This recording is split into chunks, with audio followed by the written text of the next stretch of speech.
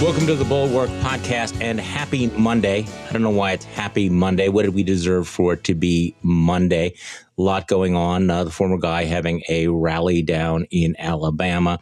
Chuck Schumer going out for a dance while Afghanistan falls. The pandemic continues to spread as the unvaccinated has now turned to deworming medicine in the South.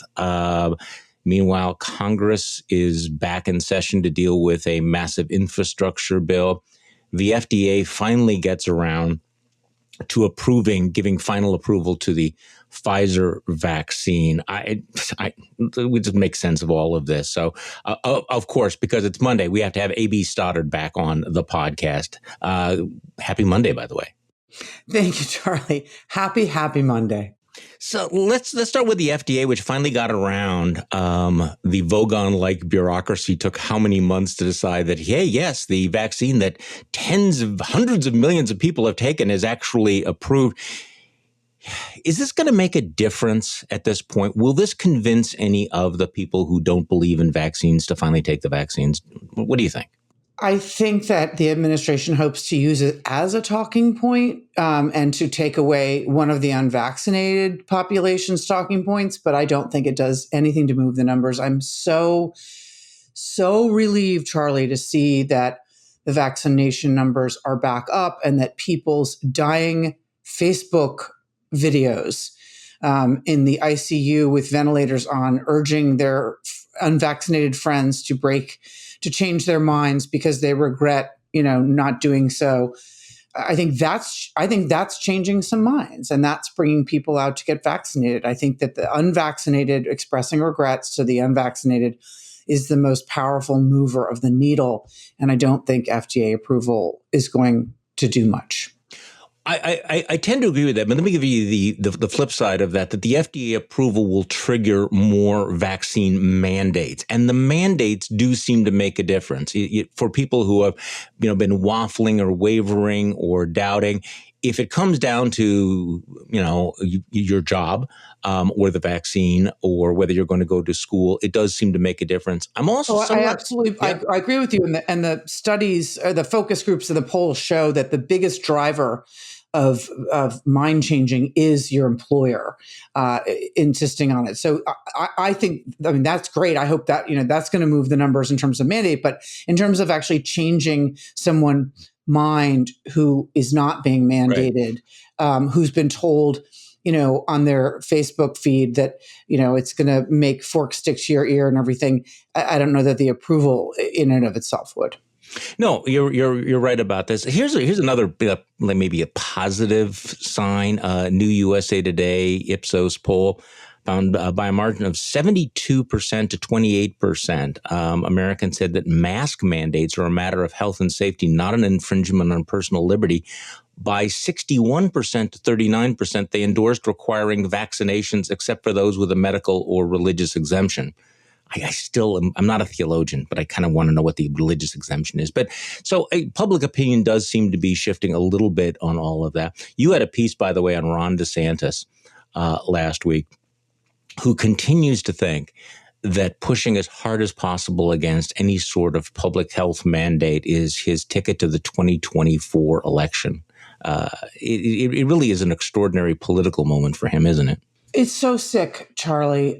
He is aware of how bad the infection and death rates are getting in his state, and how desperate the hospital capacity crisis is becoming. So he's doing these shiny metal object things to try to galvanize the base and stay out front on the culture wars while these rates worsen, which is to fight with the Norwegian Cruise Line Holdings company about their mandate in court, to try to stand up these mobile units for Regeneron treatment. So he's basically telling everyone, get sick. I'll just save you once you do, and maybe try to keep you out of the hospital with this treatment that very few people have been able to have access to.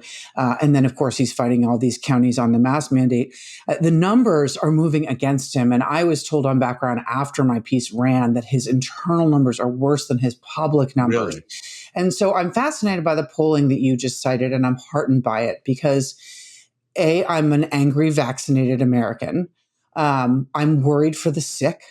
I'm worried that I might get sick, and not with COVID, that our healthcare system is being broken by the unvaccinated who believe that hospital beds are now for them when they get COVID and not for stroke victims or people, spiking fevers after their chemotherapy and stage 4 cancer.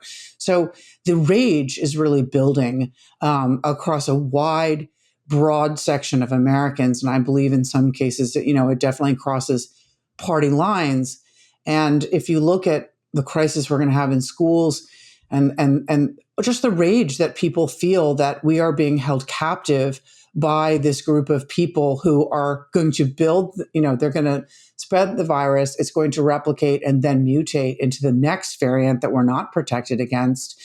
I'm starting to think with what's happening to the numbers in Florida and then nationwide that, if the Democrats, for some miracle, and I do not think they have a chance of holding the House next year, end up doing so, I think it will be because of this issue.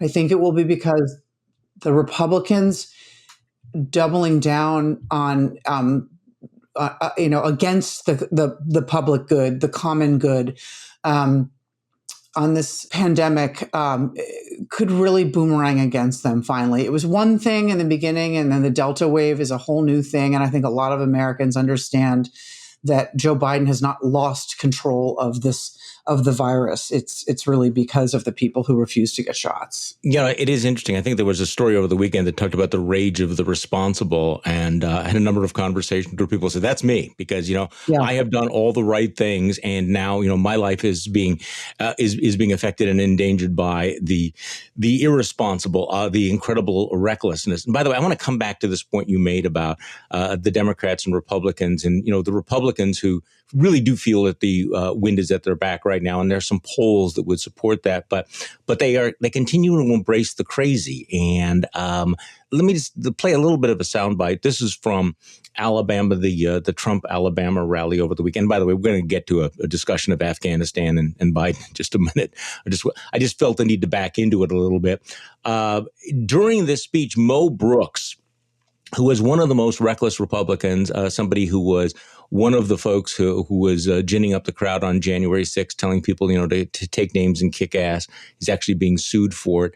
Mo Brooks, who also then issued a statement expressing some sympathy for the domestic terrorist who threatened to blow up a bomb last week in the Capitol in front of the Library of Congress, was one of the featured speakers at the Trump rally. And I'm not sure how well you can hear this, but he's telling the crowd, to move on from 2020, and the crowd boos him, and he has to back off from this. And I think this was kind of it was a revealing moment. Let's play the Mo Brooks soundbite. There are some people who are despondent about the voter fraud and election theft in 2020. Folks, put that behind you. Put that behind you. Yes. Look forward. Look forward. Look forward. Beat them in 2022. Beat them in 2024. The crowd's not having it. No. All right. Well, look back at it, but go forward and take advantage of it. No. We've got to win in 2022. We've got to win in 2024. That's what we've got to do. Crowd's booing him. See, this is part of the problem, that they can't let go. They just can't do it. They're stuck. And sometime later today, maybe we're going to be hearing from these, the crazy cyber ninjas on their, fraudulent audit in Arizona, which will get people to continue to hang on to all that. I have to read you this statement that was put out by the Speaker of the State Assembly in Wisconsin. Okay, I always think of Wisconsin as traditionally being more rational than the rest of the country. And the Speaker of the State Assembly is Robin Vos, known him for many, many years. And he's one of the people who I'm guessing in private would say, this is all crazy. This is nuts. We got to move on from all of this. I'm going to, throw some red meat to the crazies, and maybe they'll leave me alone. And what he's discovering is they never leave you alone. You've just grown the crocodile in the bathtub. Over the weekend, he put out this statement. I have to read this because this will make your cringes cringe. Speaker Robin Vos released the following statement after spending the day with the 45th President of the United States, Donald J. Trump. Quote, it was an honor to be invited to travel by private plane with President Trump and top staff to attend his rally in Alabama. I provided him details about our robust efforts in Wisconsin to restore full integrity and trust in elections. While our attempts to make common sense election reforms to close loopholes and standardized procedures were vetoed by Governor Evers, we have doubled down on our top to bottom investigation by Special Counsel Justice Michael Gableman. By the way, as a guy has spoken at a Stop the Steal rally and actually showed up at the My Pillow Guy cyber event last Symposium. week. We will do whatever it takes to help Justice Gableman uncover reports of systematic fraud in our forensic audit. I plan to keep President Trump updated on our investigation. So here's a guy who's bragging that he got on a private plane to fly to Alabama to kiss the orange guy's rear end. And you know, the problem is it's not going to work for him, but still it shows the way they can't let go of 2020 and it is metastasizing. Oh, well, it's such a combination of two repugnant components, right? You have the fact that Donald Trump can't let go. And so he's going to give Mo Brooks, the congressman, a lashing, you know, when they're in private, because you're not allowed to look forward. You have to look back. Right. So he's offended that Mo Brooks has recognized that he has convinced the base not to vote in elections because they're all rigged, which is what happened on January 5 with the Senate runoffs in Georgia. And Mo Brooks is telling people, no, the way you fight back is to get out and vote, look forward. And that is off the talking points from Donald Trump. So so you have that issue where Donald Trump can't let go of the big lie, and you have to run on the big lie. You have to speak of nothing else but the big lie. You never look forward. You only look back. So that's what that Robin's doing, right? And then this, you have to combine it with the butt sniffing sycophancy, because this is what Donald Trump requires. You stay on his topic, his theme, but then you have to just the reverential tone, the worship that you have to use when speaking about him is, I mean, he lines up all these press releases and compares people to each other. It has to be, hot lava of gooey love. And it's just so disgusting to see these grown men do this. And Elise Stefanik occasionally, but it really is unbelievable the terms that they use, and that they're all sort of trying to live up to Mike Pence's level of brown nosing. But Mike Pence proved that you can't possibly brown nose enough. You can't win. Right. Yeah. So the polls that are out, and I want to get to this question of how badly has Biden been hurt by both COVID and by the fiasco in Afghanistan. And of course, there was this NBC poll out yesterday. Biden's approval down 15 points in 4 months, big drops among independents, white respondents, rural residents. New York Times talked to 40 leading Democrats who were looking on an alarm. The harrowing Afghanistan images appalled even the president's staunchest supporters, many of whom, like a majority of the American public, support the decision to remove American troops. Some of them worry the execution of the withdrawal has undermined Mr. Biden's central campaign promise to restore a steady hand.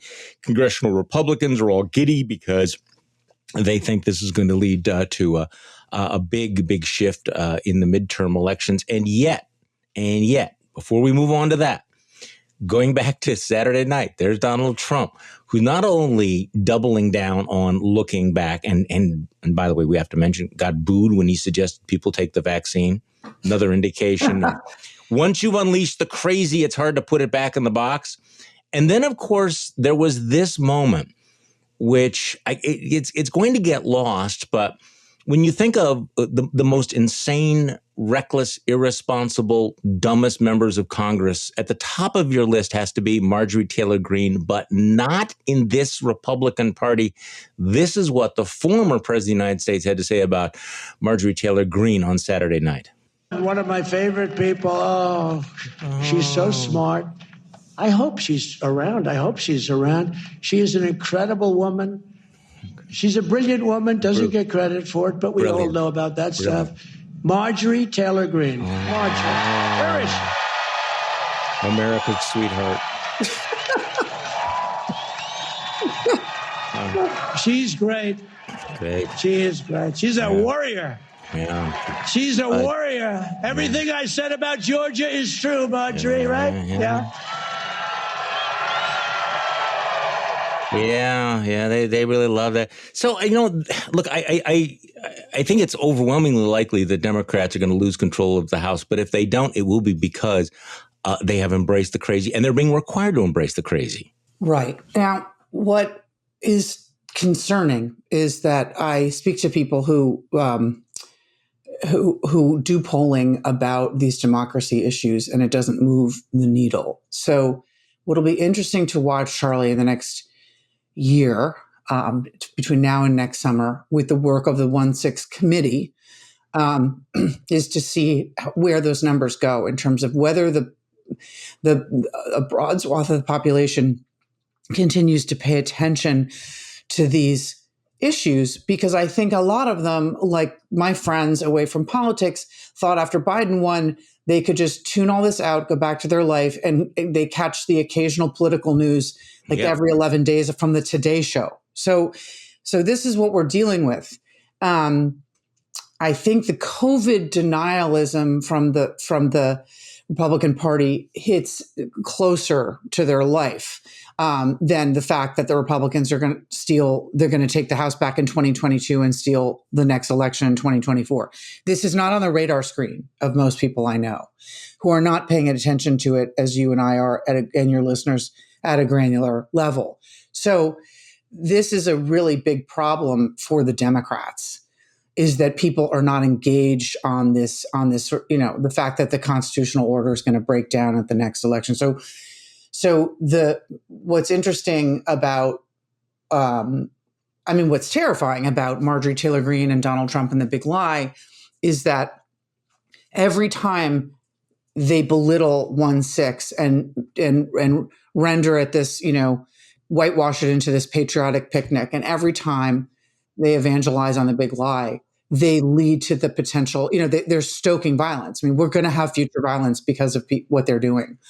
Meanwhile, I don't know that the swing voters are really connecting to this issue. So it's my big concern is how the public ingests what the committee turns over, and where we are a year from now on these issues, because the Democrats before Afghanistan were dealing with the fact that the Republicans, not only do they have a slim margin, they have historical trends against them in the midterm elections, in the first term of a new presidency where they control all the levers of government, but then with redistricting, right, they could lose their margin just on redistricting alone. So they're going to lose the House. But even without the culture wars, the Republicans had a winning hand on policy and on substance, on inflation and spike in violent crime. And people might not want to hear this, but you are absolutely right that, while the Democrats are focusing on, Republican voter initiatives, say in Texas and Georgia, these other issues are much bigger in the minds of voters. Afghanistan, the border, crime, inflation. These are big, very tangible issues, and they pose a real problem for the Democrats, I think. They really do, because the strategy for the midterms is not, look, Jim Clyburn, who's the de facto vice president, and Joe Biden, they know the only way to hang on in the midterms between Kevin McCarthy having a 3-seat majority or a 35-seat majority is to keep the Biden Republican voter or the anti-Trump independent voter at home. They're not going to win them over with infrastructure and get them to vote for Democrats next fall. They know that. They need to do enough of a good job that these people are not energized to go to vote down ballot and vote for Republicans in the off year. Maybe they voted down ballot for them in 2020 and voted for Biden. These are the people they have to keep from being too mad. They know they're not going to get a coalition of Black, brown, and young, low propensity voters in the Democratic Party on the progressive left to turn out next year. They're going to be furious no matter what. Joe Biden, who watched what happened in 10 and 14 or Barack Obama in the off years, knows exactly how unmotivated these people are. And the progressive left is purist. They're going to be mad no matter what, even if they pass all this reconciliation and infrastructure and everything. So this is what they're dealing with. Keep these people from getting too upset. We have to be competent enough. We have to be bipartisan enough to keep them from being motivated. And that maybe the crazies, the most crazy Trumpers, also won't turn out because they think everything is rigged.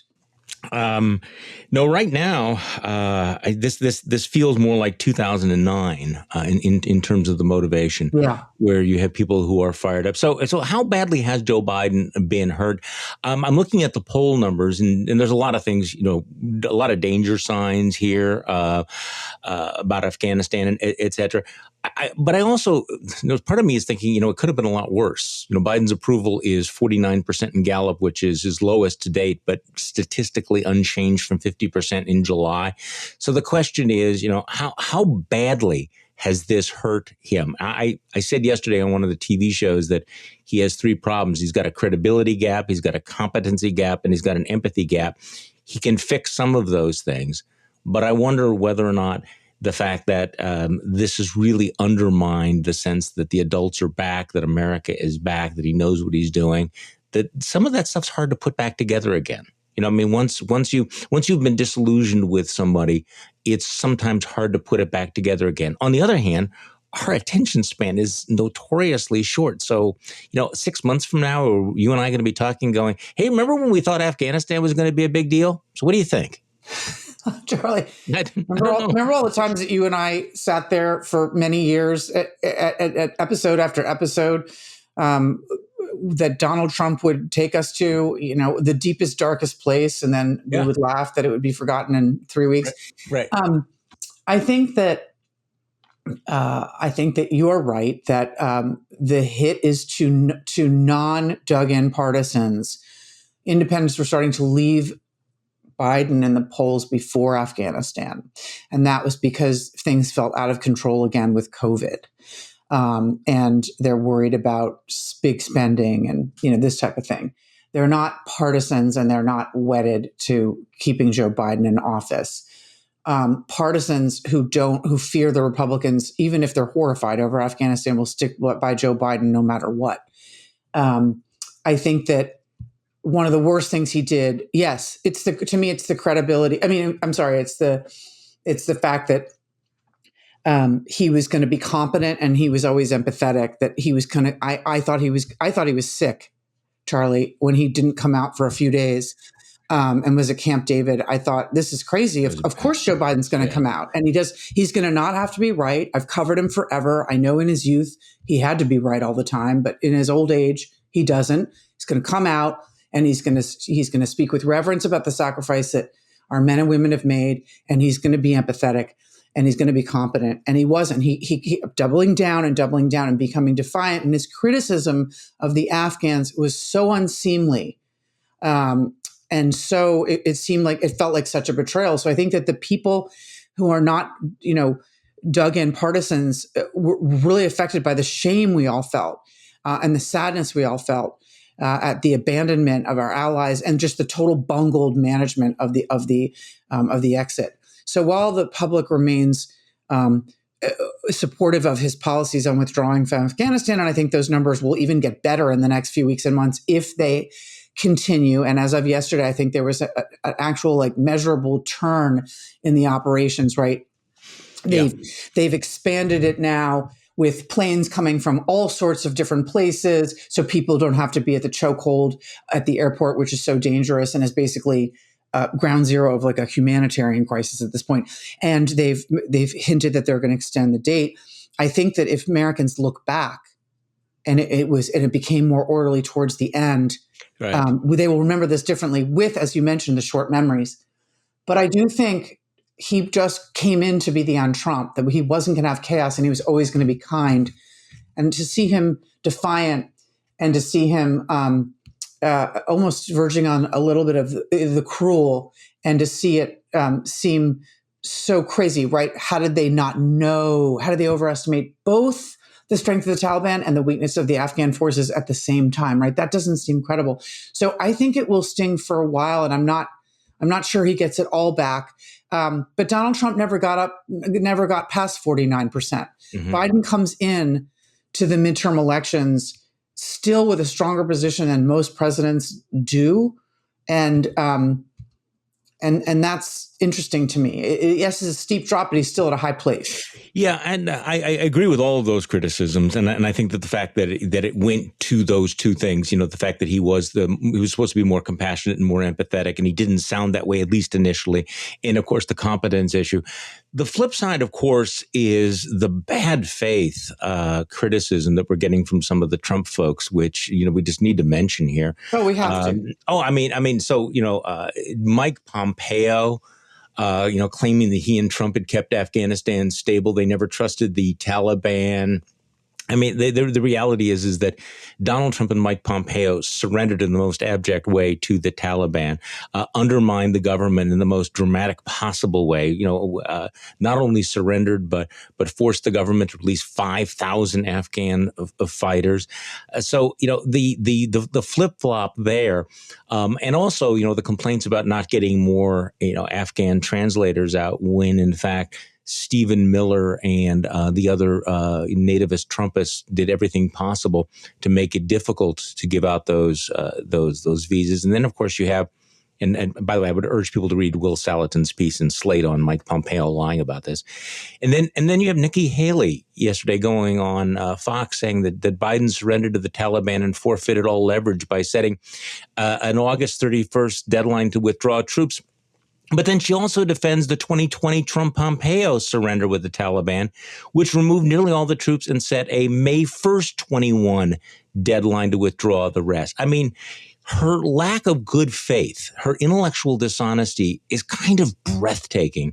But again, I guess in our politics day, we just assume that nobody has any memory and that there's no standard of consistency that you're going to be held to.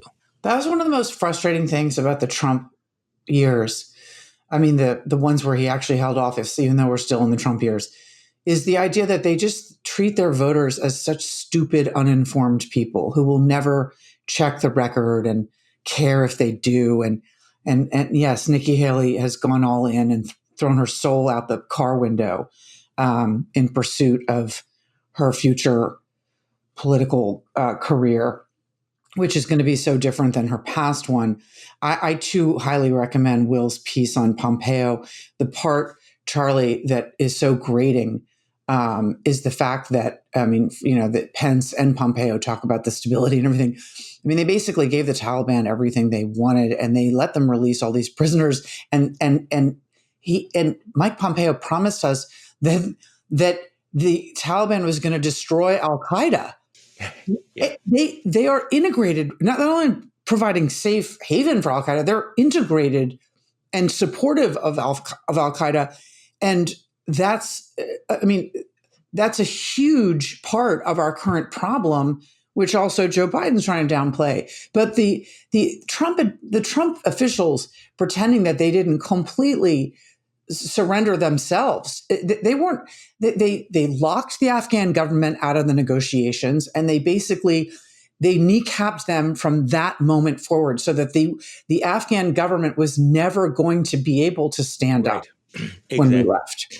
Well, and also you have this, and this is an opportunity, I think, for Joe Biden as we get this done. And by the way, you're right about how the mood of the voters will depend on how this ends. So it starts as a fiasco and a disaster and a debacle. But if it ends with something like a Dunkirk-like rescue of tens of thousands of Afghans and Americans, it might, we might look back on it as one of our finest hours. Whether he gets credit for that, I don't know. But here's the other opportunity. These polls, which have been generally pretty dark for the White House, also show that there's this overwhelming and it's bipartisan consensus that we should welcome in the Afghan translators. Many of these Afghan refugees, 81% of people in the CBS poll said that we ought to relocate the Afghan translators. So this is kind of a huge contradiction. You have, part of this party's ripping Biden for, not rescuing more Afghans, but another part of the party don't want to let more Afghans into the United States. And this anti-refugee playbook you can see spreading throughout the Republican Party. They just want to play a little bit of Ben Sasse, who I thought was outstanding yesterday. And I've been critical of Ben for not standing up all the time, but he was on Fox News and he was asked about Republicans who oppose refugees. And this is what he said. I want to drill down on this question of Afghan refugees because there's quite a split inside your party about bringing our Afghan allies, the people who stood up for us for those last 20 years, bringing them into this country. GOP Congressman Tom Tiffany says the Biden administration's plan to bring plane loads into the U.S. now and ask questions later is reckless and irresponsible. Ohio Republican Senate candidate J.D. Vance, author of Hillbilly Elegy, says he'd like to hear zero about Afghan refugees until we get every single American out first. Senator, there's a real difference of opinion inside your party. First of all, a great nation is a nation that keeps its word. The American people need to understand who we're talking about here. We're talking about men and women who risked their lives to protect Americans. They fought hand in hand with our troops, and we made promises to them. There are 32 million Afghans. We're talking about 60 to 80,000 people. So the first thing to say is the American people need to understand who we're talking about. We're talking about heroes who fought with us to take the fight to al-Qaeda and the Taliban. Number two, the administration has been way too slow to get people out of harm's way. They can get them to Kuwait, they can get them to Qatar, they can get them to Bahrain, they can get them to Ramstein in Germany and sort through the larger processing and bureaucratic issues there. But number three, when you fought on behalf of Americans to protect our people, you're welcome in my neighborhood.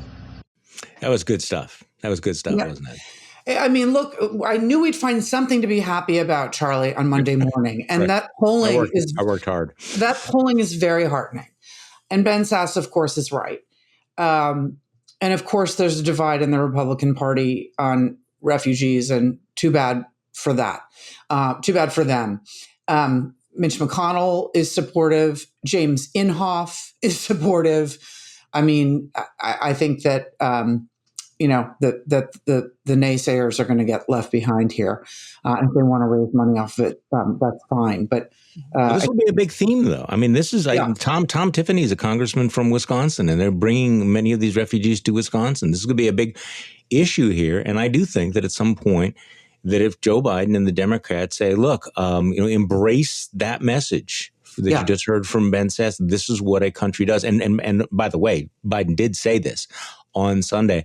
I think that this is one where he gets to recapture the moral high ground. I agree. I really do. And I just think that they have to do it effectively. He's been in reaction mode and he's been too defensive. And if they can reset with successful evacuations and then hone in on that process of bringing them here and resettling them and as you said, creating a narrative about what we're going to do next as a country to repay them, I think he can turn things around. And again, the support for the withdrawal is already there. So it's these components, right? Saving the evacuation from being such a mess and then caring for people and so that it doesn't look like we abandon them. Yeah, exactly. So switching gears back to Washington, to domestic politics, the next 48 hours is going to be really interesting in congressional politics. And I want to talk about that, but right after this. Hey, Charlie Sykes here. Just a quick reminder, if you sign up for Bulwark Plus, you will have access to our morning newsletters, to JVL's Triad, as well as our whole suite of podcasts. This one will remain free, but if you want to listen to the Secret Podcast or participate in our live streams or others like the Next Level Podcast, please consider joining Bulwark Plus. Okay, we are back with A.B. Stoddard. A.B., what is Nancy Pelosi going to do with the infrastructure bill? Because we have 9 moderate members of the House saying they're not going to go along with the bigger bill. Well, you describe it. I mean, the problem is that Nancy Pelosi right now does not have the votes to pass this legislation. What's the state of play? So this is amazing, Charlie. I mean, this is what was always going to happen with their slim margins and their quite divided party. And they've managed to stave it off until this moment. They got a bipartisan infrastructure bill through the Senate. Very impressive, very uplifting process where a lot of Republicans worked with Democrats and Joe Biden's White House to come together and pass this tremendously popular bill. They convinced their holdouts over there in the Democratic Party to support the reconciliation, which is the social welfare programs, expanding Medicare to include dental and hearing and vision, all of the elder care and the free community college 2 years and all this stuff. They convinced Sinema and Manchin to vote for that reconciliation budget procedure, and it doesn't mean they'll vote on the final bill. But that process vote's coming over to the House now, where you have an actual infrastructure bill that the Senate passed that a bunch of House Republicans support, along with a bunch of House Democrats. But then you have this process, so this procedure bill that's going to unleash a process where you're going to look at filling up $3.5 trillion with all these programs in a not finalized bill that progressives are demanding be supported simultaneously, while centrists are saying, hey, we've got a bill the president could sign tomorrow. Let's take the win. The voters are asking for this. If we put it on the floor, we'll get a bunch of House Republicans. If we junk it up and wait, we'll lose the House Republicans. It won't be bipartisan. And so the bill, the rule tonight that has to pass will not receive Republican support because it's combining the John Lewis Voting Rights Act, the reconciliation quote package of social welfare programs with this bipartisan bill. It's a rule to move to those. It's not going to get any Republican support. So you have this standoff with it's not just the squad. The problem is the 9 moderates who say they will take away the prospects for this, because remember, it's a 4-seat margin. Yeah. You have 9 moderates, but you have the 100-strong progressive caucus insisting that this all be paired and that they hold the infrastructure bill. The centrists are saying anything that waits in Congress dies, which is true. This Bernie Sanders-driven reconciliation thing could go on for months. Bernie Sanders, by the way, has never legislated at this level. It's just unbelievable to imagine he is literally shepherding the entire thing, House and Senate. And so Nancy Pelosi, no one is writing her off. We don't know what she'll pull out of the hat, but she always has a spare supply of rabbits. So we're waiting to see what's going to go on. And we know that Joe Biden is going to be on the phone, who has backed Pelosi's plan, begging for help. But I confirmed this morning that the moderates, all 9 of them, are still on board. They have not lost one of them. They had a Washington Post op-ed last night saying take the win, and it is a real standoff. This really is a game of political chicken right now. Who is going to blink? But the stakes are so huge right now for the Biden administration, because the NBC poll had an interesting little detail that not vast majority, I think it was like 58% of the public doesn't think the Democrats and Biden are getting things done. They're not getting credit for some of the legislation they passed. And if this crashes and burns at this particular moment of peril, it would be pretty bad for the Democrats. So, I mean, I'm a little puzzled by, how far people are going to push this, because this whole, you have it in hand, take the win. You can have this massive, successful piece of legislation passed, signed by the president, and then you move on to other things. This makes sense. I also understand how the progressives think that they can hold this hostage. But the risk is that if this all falls apart, a bad week for Joe Biden and the Democrats becomes a really, really bad week. Oh, Charlie, this is existential. I mean, centrist Democrats were seeing polling a month ago and telling me that the public doesn't feel the $2 trillion COVID relief package. They don't respond in polling that it's changed their life. And they don't, as you said, think the Democrats have done much. The problem, Biden's instincts were right. He comes in, he makes COVID a priority, everything else in secondary. He gets it under control. He performs on vaccine distribution. The public responds. Everyone's happy. We all feel ebullient in May and June. We're coming back to normal, a new normal, but a normal. And we're vaccinated and all's well. Everything comes crashing down mid to late summer with the Delta variant. People feel things are chaotic again, and people are disheartened.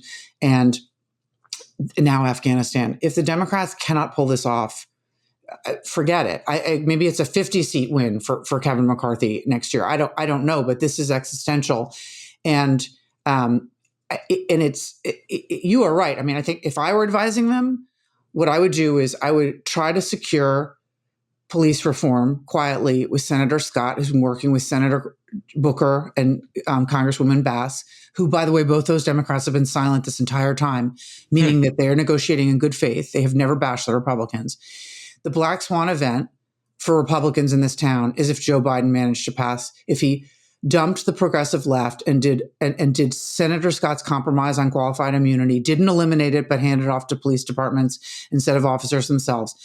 And he had police reform bipartisan and transportation projects, infrastructure bill bipartisan, and put that reconciliation bullshit off for another time. Like, we're working on it. You know, we're going to do the next reconciliation budget resolution for 2022 later or whatever. That would be the best thing they could do to keep those voters from getting mad and voting next year and holding on. No, I agree. It's interesting. I was reading before we started this, is it Ree Teixeira? Is that how you pronounce the name? I'm always nervous about it. The liberal patriot. He's a Democratic strategist, and he has a very interesting sort of warning. The real pressure is now on Biden's domestic plans, and he writes, among other things, for proponents of active government, liberals, the cost of getting these domestic spending plans wrong in terms of structure and implementation will be even greater than the miscalculations on foreign policy. The risk of passing a huge bill that no one really understands or has thought through in terms of execution is serious and could fatally wound the effort to make smart economic investments and convince voters that their plans are working to help Americans. So he's making you're talking about the existential threat of doing nothing. He's also arguing that if you pass something that is really bloated that nobody understands that might lead to inflation, well, he didn't mention inflation. I'm mentioning inflation. That could also be bad. So absolutely. Now you have the Democrats who have to really thread a very difficult needle on domestic policy while the foreign stuff is still hanging fire. That is the problem for the centrists who hold the majority together, is that they knew that rushing this reconciliation was so dangerous. If you look at the transportation and then you add in the yet to be determined final product of the social welfare programs. I mean, just think of the electric vehicle charging stations. Like, that in and of itself is a massive new infrastructure program. Like, this is like completely, brand new. That will not benefit the vast majority of voters. Of course. I just want to mention. But in terms of just technically the detail, right? The risk you're taking in creating something new and spending all this money. And then you think about what they're trying to do with climate, with entitlements, everything, the tax code. To do it really quickly is also a huge danger. And those House moderates who were surprised how many of them lost last year are really concerned that they're going to be forced, if Pelosi holds everybody into holding hands, into signing on to something that then gets rejected by Manchin and Sinema in the Senate, and they'll be on the record supporting that. So, yes, I mean, politically, they're really damned if they don't, but they're really risking it if they do. So on that bright and cheery note, thank you so much for coming back on the podcast. A.B. Stoddard, you can find her work over at Real Clear Politics. And thank you all for listening to today's Bulwark podcast. I'm Charlie Sykes. We'll be back tomorrow. We'll do this all over again.